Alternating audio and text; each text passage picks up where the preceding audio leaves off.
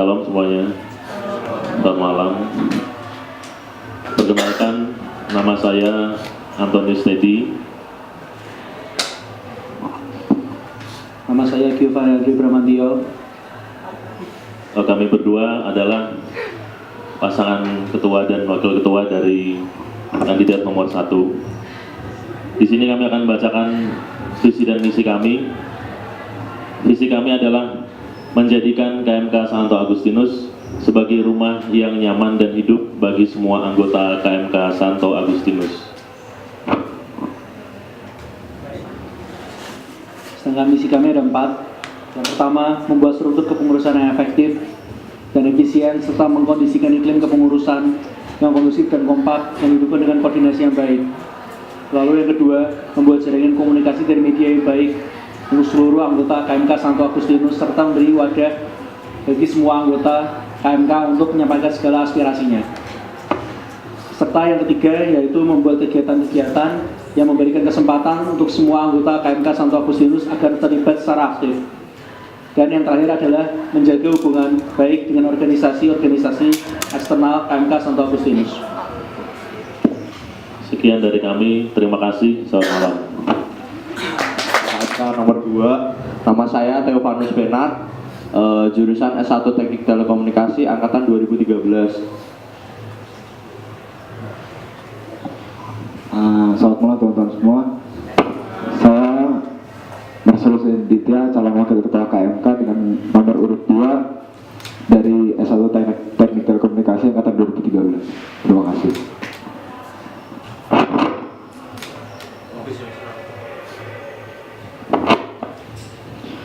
Visi misi dari kami, visinya menjadikan KMK unit kerohanian yang benar-benar menghadirkan rasa rumah dengan asas kekeluargaan dan keadilan, dengan mengedepankan iman sebagai pegangan serta memberikan kemampuan soft skill dalam keorganisasian.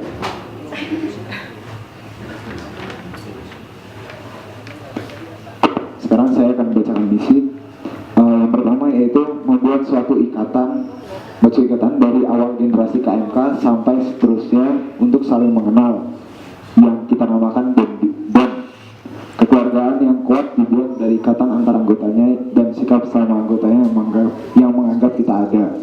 Lalu yang kedua itu membuat fondasi yang kokoh untuk keberlangsungan KMK ke depan mulai kepengurusan ini, yaitu suatu budaya dan ciri khas yang harus kita pertahankan. Yang ketiga yaitu membuat suatu rasa ingin kembali terus ke KMK dalam setiap kegiatan. Itu aja. Terima kasih atas perhatiannya.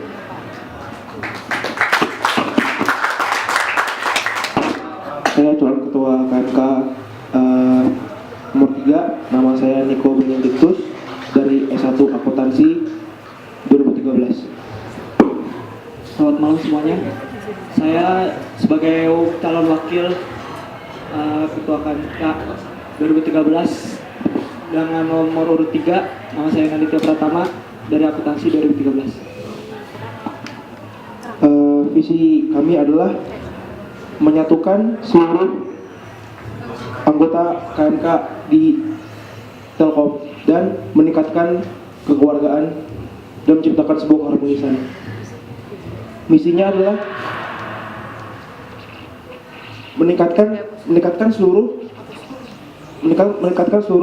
keharmonisan, kenyamanan dan menyatukan seluruh anggota-anggota dari setiap fakultas di KMK Telkom. Terima kasih.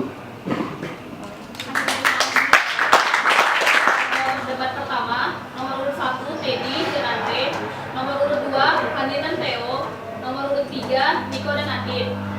Peraturannya di sini setiap pertanyaan yang diberikan untuk calon pasangan ketua dan wakil ketua diberi waktu 3 menit untuk menjawab. Untuk sanggahan atau pertanyaan lanjutan dapat dijawab dalam waktu 2 menit. Ditekankan sekali lagi, audiens ini diperbolehkan tepuk tangan setelah ketiga calon selesai menjawab. Pertanyaan pertama, sebenarnya apa yang dimaksud dari berkarya dengan iman Katolik? Apa yang sudah kamu lakukan dari berkarya dengan iman Katolik itu? Sekali lagi, sebenarnya apa yang dimaksud dari berkarya dengan iman Katolik, dan apa yang sudah kamu lakukan dari berkarya dengan iman Katolik tersebut. Terima kasih. Bisa langsung dijawab nomor urut 3.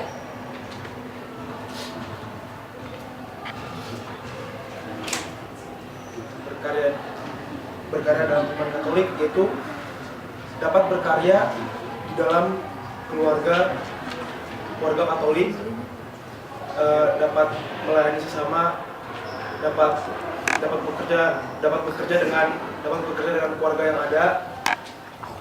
Itu kita dapat bisa mencontohkan, yaitu berkarya di dalam gereja. Kita melayani di dalam gereja, kita aktif di dalam gereja, kita masuk ke dalam OMK, kita terjun langsung untuk membuat suatu acara, membuat suatu kepanitiaan yang dimana acara itu akan sukses karena karya kita, karena kemampuan kita yang sudah kita rencanakan dari sebelumnya.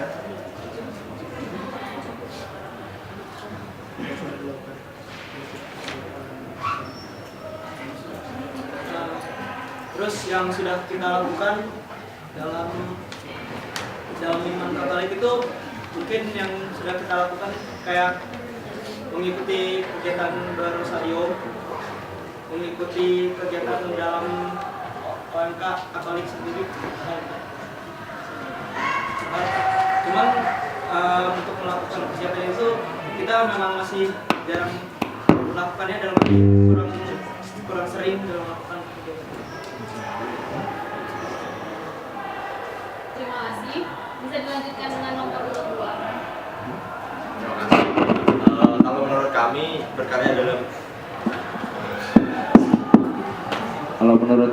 berkarya dalam iman Katolik itu ya keadaannya sekarang kami itu memiliki iman Katolik karena iman Katolik itu kepercayaan kepada Tuhan Yesus Kristus kan.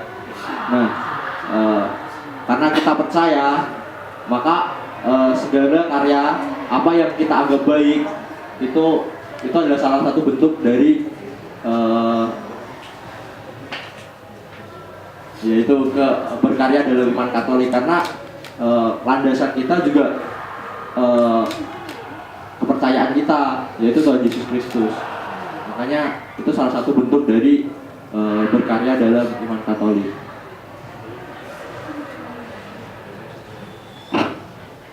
Lalu saya akan menjawab pertanyaan yang apa yang sudah dilakukan, apa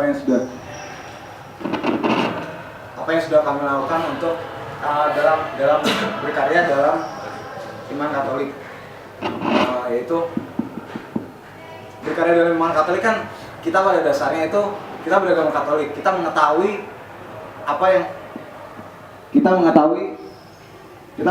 tentang gambaran Katolik itu apa. Nah, apa yang kita lakukan, Katolik itu kan pada intinya satu hal yang pasti itu dia terkenal dalam bentuk pelayanannya. Kita lihat saja Romo, dia melayani melayani umat-umatnya. Nah, kalau menurut kami bentuk pelayanan yang sudah kami lakukan itu misalnya dalam beberapa kepanitiaan yang sudah kita jalanin kan ada itu kunjungan ke panti asuhan. Lalu manusia itu kan merupakan gambaran citra Allah sendiri. Maka kita kalau misalnya contoh berkarya dalam iman Katolik dalam satu hal kecil aja itu sebenarnya banyak sih apa yang sudah kamu lakukan dalam gambaran iman Katolik. Secara kita udah berapa tahun hidup di dunia ini kan, paling nggak menolong sesama ketika misalnya dia terjatuh apa dalam kesusahan, itu sudah merupakan gambaran berkarya dalam iman Katolik secara kecil gitu.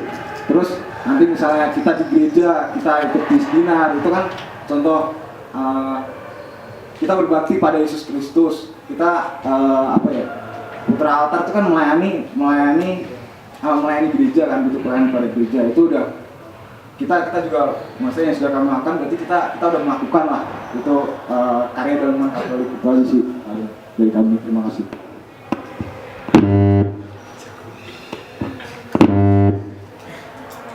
Baik, jadi kalau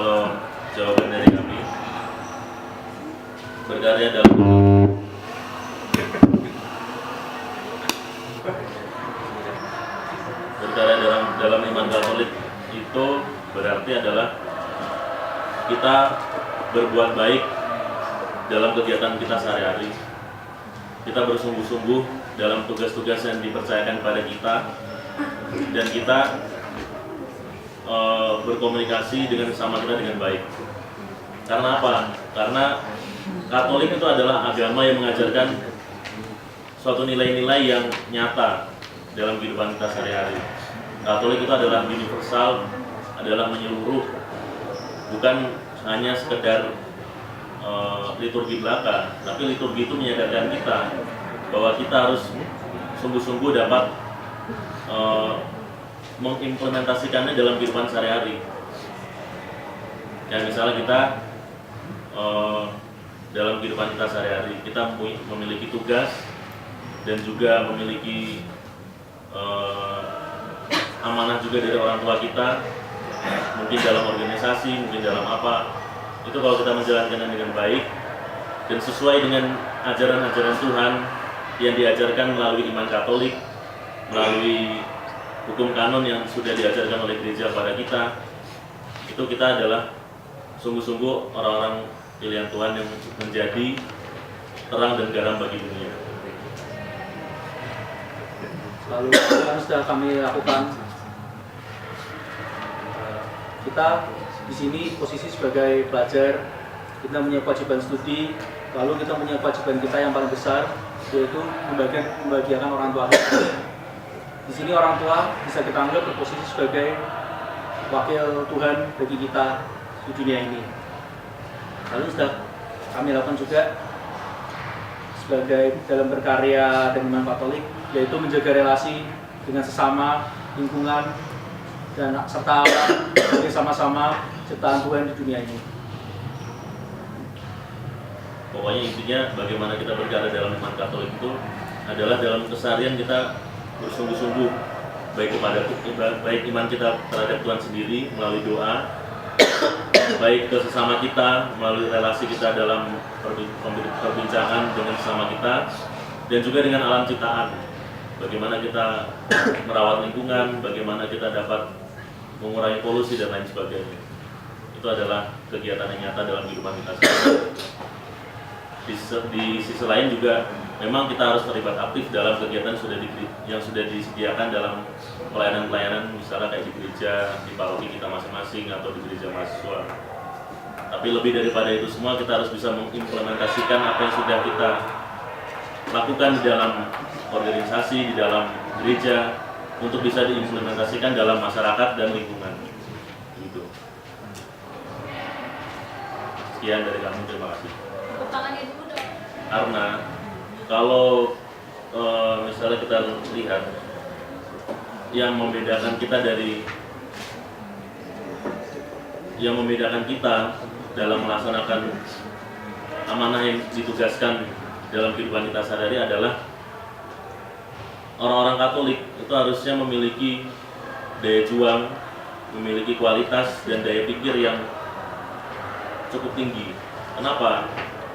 Karena Tuhan telah mengajarkan kepada kita, telah mencontohkan kepada kita dalam Alkitab, baik dalam gereja melalui tradisi dan ajaran-ajarannya, itu telah mengajarkan kepada kita bahwa kasih adalah yang utama.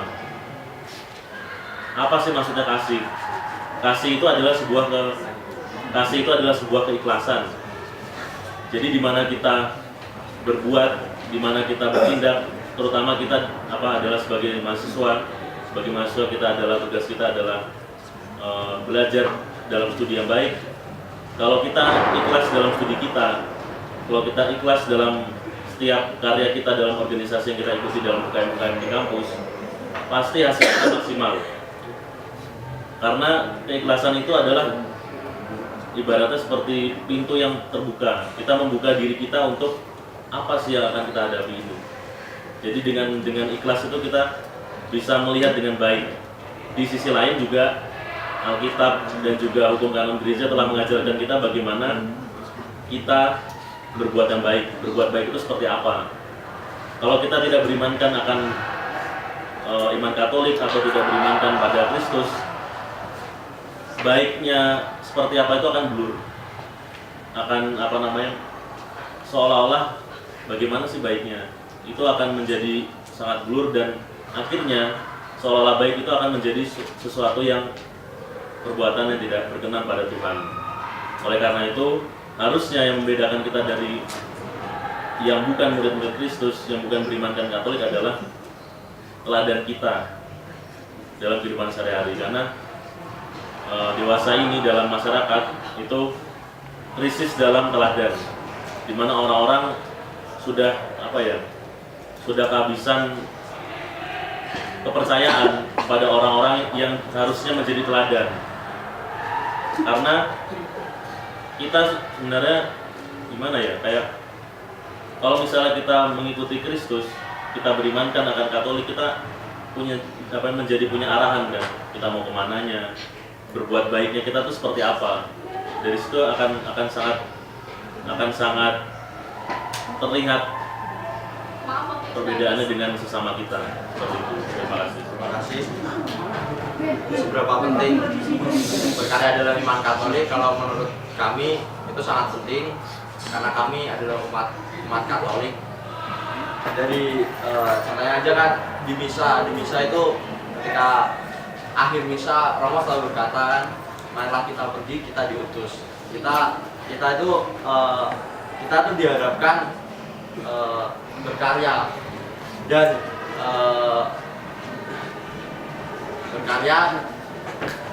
berkarya dalam iman Katolik, karena kita sebagai umat Katolik harus melayani orang-orang sekitar kita sebagai umat Katolik, sebagai sesama umat Katolik, sehingga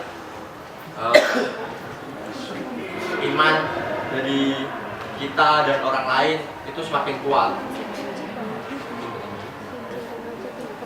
Terus aku mau nambahin ya, seberapa penting berkarya dalam Katolik. Nah, sebenarnya itu adalah salah satu hal yang paling dasar untuk kita, karena agama itu mengajarkan, agama kita Katolik itu mengajarkan tentang kasih sayang. Ketika kita nggak melakukan berkarya dalam iman Katolik, kita tuh hitungannya kayak itu tuh pedoman kita untuk berbuat kasih sayang pada orang lain, mengajarkan apa itu kasih sayang, hukum cinta kasih. Nah, kalau misalnya kita nggak berpedoman dalam iman Katolik yang mengajarkan cinta kasih itu sendiri, nggak berpedomankan kasih sayang itu sendiri, maka seperti apa yang agama kita ajarkan, iman tanpa perbuatan itu pada hakikatnya adalah mati, seperti itu. Lalu bagaimana hal tersebut dapat terlihat ketika kalian berkarya dalam iman Katolik? Sebenarnya ukuran dari terlihat atau tidaknya itu kan dari poin pertama yang tadi kamu utarakan, ketika kita berkarya itu orang lain yang merasakan. Pertama, karena kita melakukan suatu pelayanan kepada orang lain. Kita nggak tahu apakah kita telah menyampaikan apa perasaan, apa keikhlasan, apakah semua yang kita lakukan itu sudah tersampaikan, kan mereka yang merasakan ya. Ya, pada intinya kita cuman melakukan apa yang hati kita telah gerakan itu. Istilahnya kayak hati kita yang menggerakkan, kita otot-ototnya yang melaksanakan gitu. Jadi sebenarnya ukuran dari hal-hal yang bisa terlihat itu ketika kita sudah melakukan, orang lain yang merasakan itu. Sudah habis, terima kasih. Dilanjutkan dengan berkarya dalam iman Katolik itu sangat penting. Karena berkarya dalam iman Katolik itu nggak ada batasnya. Kita tuh berkarya untuk Tuhan, untuk keluarga, untuk teman-teman kita semua. Contohnya itu kayak kita tuh kayak mengasihi sesama, kita tuh kayak menjaga, menolong sesama ya. Kita tuh bisa memberikan bisa memberikan sedikit kebahagiaan buat mereka gitu. Terus saya menambahkan bagaimana hal tersebut dapat terlihat berkarya dalam iman Katolik. Kita tuh terlihat berkarya dalam iman Katolik itu kayak melayani satu sama lain, terus memberikan kasih sayang kayak yang lain. terus peduli sama satu sama lain, itu menurut saya itu udah berkarya dalam iman Katolik sih. Terima kasih buat jawabannya. Di agama Katolik sendiri kan kita diajarkan kita itu iman Katolik itu tujuannya untuk dapat masuk ke kerajaan Allah. Jadi kita selama ini berbuat segala sesuatu yang berdasarkan iman kita, karena tujuan satu yaitu kita bisa masuk ke kerajaan Allah. Itu aja. Aku mau nambahin, sebenarnya yang dia dimaksudkan dari pengharapan dan kasih itu kita pada pengharapan. Jadi ketika kalau dilihat dari sejarahnya, ketika Tuhan Yesus itu datang, dia banyak berbicara tentang bersiaplah, maka bersiaplah karena kerajaan Allah akan datang. Nah, kita di situ dalam pedoman hidup kita sendiri sekarang ini, kita diajarkan untuk terus berpegang pada tadi kasih. Kita melakukan segala sesuatunya itu untuk kasih pada sesama. Itu yang menguatkan iman kita. Gimana sih? Kita tuh kayak ibaratnya pohon yang besar itu tidak akan bergoyang jika dia memiliki akar yang kuat. Nah, ketika kita mempunyai pegangan untuk akar itu, yaitu iman. Nah, itu akan membimbing kita kepada kerajaan Allah. Iman itu cara menguatkannya adalah kita berbuat baik pada sesama. Karena agama kita Katolik itu mengajarkan kasih pada sesama. Karena sama itu adalah gambaran dari citra Allah sendiri. Nah, itu sebenarnya tujuannya itu untuk pengharapan akan datangnya kerajaan Allah itu sendiri. Maka kita harus banyak berbuat kasih pada sesama.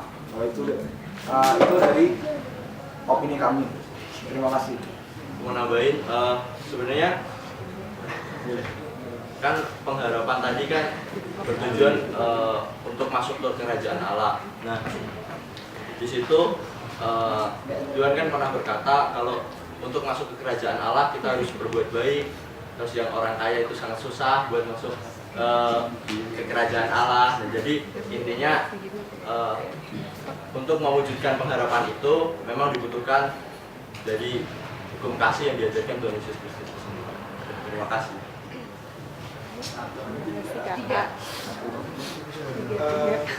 Pengharapan dan kasih apa? Kalau dari kami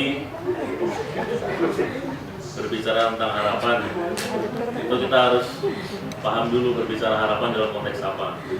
Kalau dalam konteks harapan yang sesungguhnya, dalam artian di sini ada harapan dari pikiran kita harus berharap bahwa keterbatasan kita tidak bakal membatasi kita untuk menembus batas.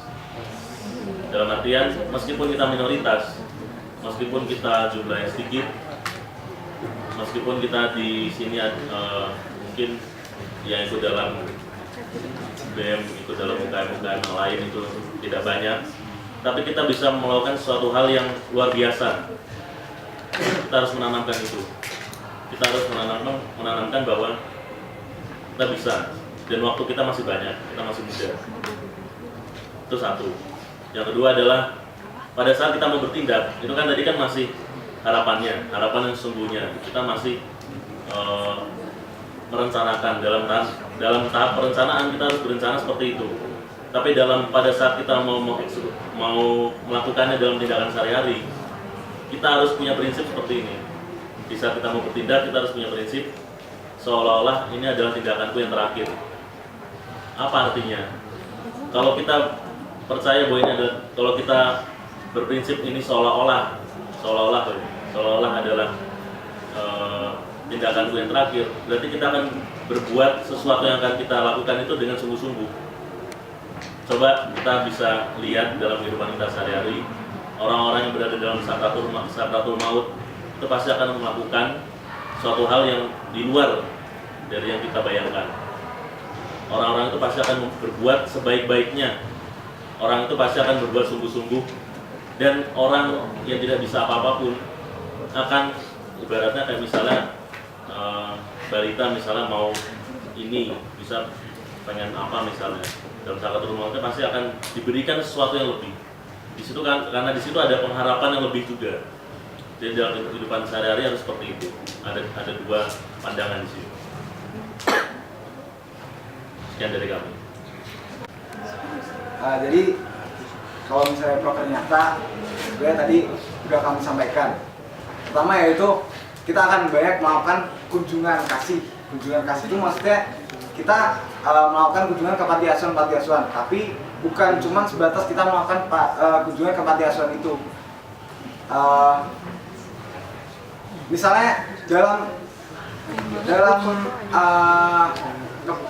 kepengurusan kami, misalnya nanti kita terpilih, dalam setiap kepanitiaan yang berlangsung di bawah kepengurusan itu bakal kami haruskan melakukan kunjungan atau hitungannya kayak menghibur orang-orang di panti asuhan. Mereka kan kalau kita lihat tuh orang-orang yang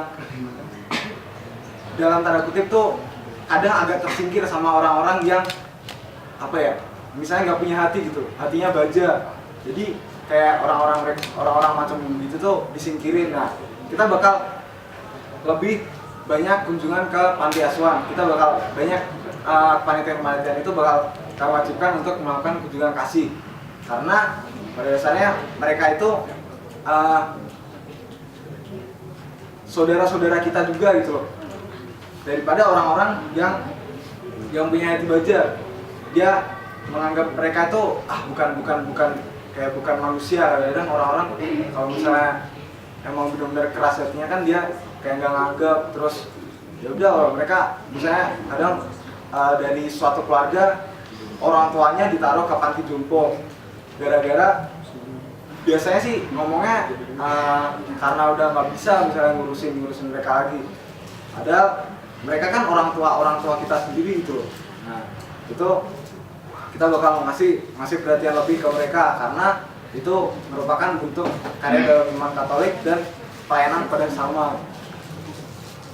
Ya, nambahin dikit sebenarnya yang proker yang sekarang juga sudah bagus yang yang udah dilaksanain. Salah satu prokernya yang kita ngajar di gereja Dakol itu juga salah satu bukti pelayanan kita terhadap orang-orang sekitar kita. Jadi itu bisa dimasukin lagi ke proker kita nanti buat kedepannya. Dan itu aja. Terima kasih, bisa dilanjutkan dengan nomor 1. Ya, kalau dari kami, proker nyata yang menurut kami paling realistis bisa kami lakukan ada 2. Yang pertama adalah kunjungan kasih serta ziarah. Kunjungan kasih mungkin dari katanya sendiri bisa kita cerna ya. Kita berkunjung lalu kita berbagi waktu kita, tawa kita, tenaga kita kepada orang-orang yang ya bisa kita bilang kurang beruntung seperti panti jompo, panti asuhan. Lalu kalau ziarah kita bisa dibilang mungkin kalau dari pengalaman saya selama saya di KMK ini memang mungkin kita bisa dibilang kurang dalam hal ziarah. Kita bisa melakukan ziarah semisal setelah kita selesai melakukan kegiatan, jadi kita dalam selesai kepanitiaan kita bisa pembubarannya dalam bentuk ziarah itu. Jadi dalam ziarah itu kita juga bisa bersyukur atas segala hal yang sudah kita lakukan, entah itu sukses atau tidak, yang penting kita bersyukur. Nah, lalu yang paling penting dari proker ini adalah kami butuh kerjasama dari semuanya, dari seluruh anggota KMK. Karena percuma kan kami bikin proker yang baik, yang menurut kami realistis nyata kalau tidak ada kerjasama dari kalian. Karena apalah proker kami tanpa kalian.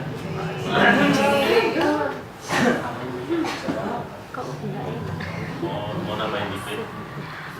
Intinya kalau untuk yang kunjungan kasih tadi itu kalau kunjungan kasih kita mungkin kayak bisa ke panti asuhan atau panti jompo atau mungkin ke panti reda juga kan kita bisa juga mengunjungi atau ke orang-orang yang cacat baik mental maupun keterbelakangan, kita bisa mengunjungi mereka.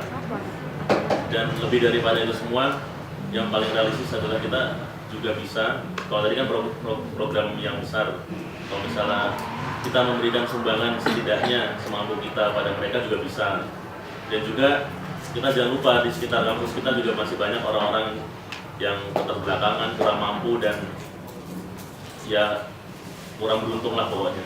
Di situ nanti akan kita perhatikan di situ sebagai salah satu program dari kunjungan kasih juga. Sekian dari kami. Terima kasih. Dilanjutkan nomor 3. Selamat malam. Jadi apa proker nyatanya? Mungkin proker nyata yang sangat umum itu adalah peduli satu sama lain dan kasih ya. Jadi kayak kita ke panti, terus mau kita di situ membagi waktu kita, membagi ilmu kita.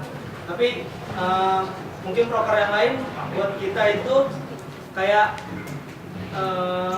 membagi waktu kita, membagi dana yang kita punya itu ke orang-orang yang membutuhkan, orang-orang yang mungkin tidurnya di, kalian tahu sendiri yang ada di kasur, di kardus, tidur di atas kardus, mungkin itu juga perlu kita bantu, perlu kita kasih perhatian khusus buat mereka yang memang kekurangan. Oke, itu. Terima kasih. Kasih tepuk tangannya dulu dong.